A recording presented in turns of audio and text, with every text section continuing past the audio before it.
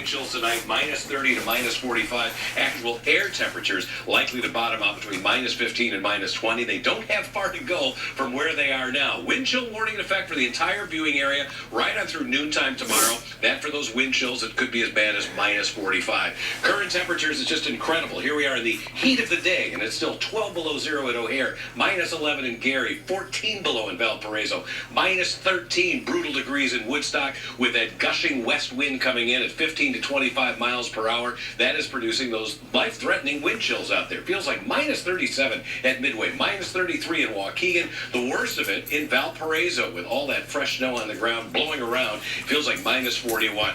Been getting a lot of questions. Why is it colder here than in the Arctic, for example? Well, the key to this is the jet stream position. It has displaced well to the south, allowing this core of coldest air, we talked about it last week, called the polar vortex. Correspondingly, warm Pacific air is shooting up into northern Canada. It's warmer there than it is here. But that polar vortex is finally showing some signs that it is going to relent. It will be moving back where I think it belongs, up into the Arctic. Take a look at the timeline. Still cold here Wednesday.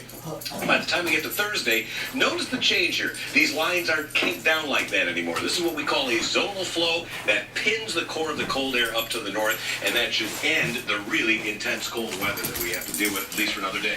Minus 12 with an active weather field chill of minus 39. West winds are howling at 22 miles per hour. There's that record-breaking low of minus 16, beat the old mark by 2 degrees today. Let's put a little more historical perspective and talk about some of the extremes with this outbreak. My colleague Tracy Butler has been here since the wee hours of the morning. Tracy, tell us some more.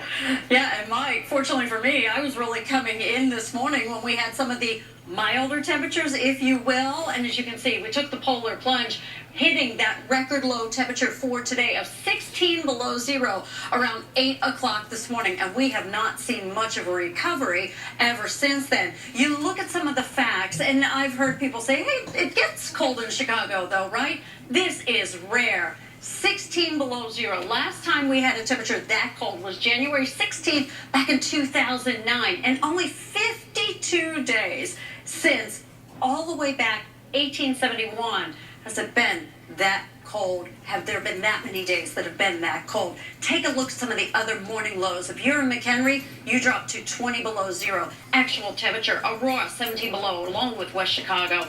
And then in Waukegan, Joliet, Valparaiso, and officially at O'Hare, dropping to 16 below, but out at Midway, dropping to 15 below zero. Add to that, that wind, that really brought us down. That wind chill in Sugar Grove dropping out to 47 below zero. Crystal Lake, 46 below.